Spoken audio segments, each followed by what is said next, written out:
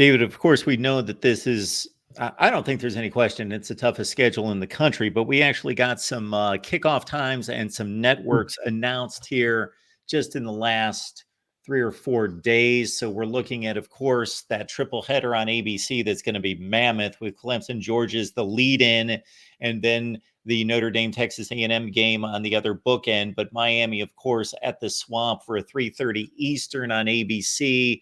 Samford, that's an ESPN Plus, SEC Network Plus game, week number 2. I know you love those cupcake games. You just think that there should just litter the schedule with those cupcake games. No, David is a ardent, let's play real college football type here. But Texas A&M, that one's slated for another 3:30 kickoff. That one back at the Swamp. So pretty imperative this team gets off to a good start with 3 consecutive home games. But again, that'll be a choice between ABC and ESPN as they determine that. So any thoughts about those time placements early in the schedule? Hopefully y'all survive a 3:30 kickoff mark there in late August in the Swamp. It's going to be swampy, of course. So, yeah, that one, of course, a lot of people wanted that night game there, of course. But yeah, get a 3:30 kickoff there. Both teams, of course, both squads certainly be ready for that. The heat that will come with a 3:30 kickoff there in August. And Mark, I mean, what a big game, for both coaches coming into their third year. A lot of pressure on Billy Napier, a lot of pressure on Mario Cristobal, a lot of recruiting battles over the last few years between those guys. So certainly a big game. Both transfer quarterbacks. Cam Moore, his first year there. Graham Mertz, his second year at Florida. But just a lot of familiarity, of course, with the players, and 2 coaches really looking to get off to a good start in critical years for them. Big game to kick off the season there. And then Florida gets a little bit of a breather, as you said, night game at Samford. And then Texas A&M comes, Mike Elko, and his first conference game, I believe, it will be at the Swamp, and Florida's first conference game as well. And you got Mississippi State after that. I mean, Mark, there's a 4-0 start here possible for Florida. Certainly there is. But also, there's probably a 2-2 start staring them in the face as well. Florida should beat Samford. Florida, now don't get me wrong, have had trouble going on the road to Starkville in the past.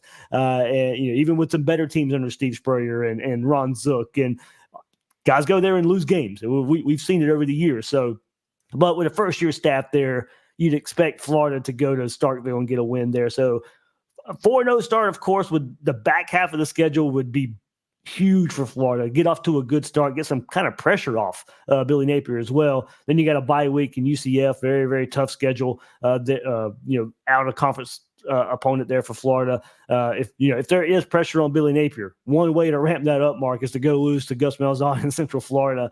Look, Florida's got to play all the teams, all the Power 4 teams in the state of Florida: Miami, Central Florida, and Florida State to close the season. So Florida, if they go undefeated there, 3-1, could kind of claim somewhat of a state championship or whatever. But that's going to go a long way in what the pressure is for Billy Napier. What do you do against those rivals in your state? And then, of course, the rest of the schedule there as well. Mark, that road trip to Tennessee, I think, is probably the most worrisome game in that first few games for me, or that first half of the Gator schedule. But can't overlook Kentucky. I mean, Florida's lost 3 straight against Kentucky as well.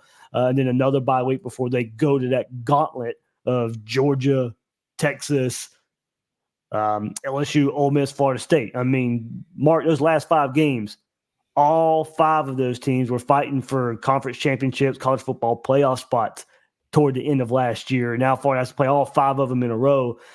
So you hope, if you're for Florida's sake, look, it is a tough schedule. Some have said the toughest schedule ever. Maybe some teams don't live up to that expectation, but it will still be up to Florida to take advantage of those situations. But certainly a tough schedule. And Mark, I think the way I look at it is embrace it. I mean, to me, it's year 3. This is Billy Napier's roster. It's his team. He's built it in his image.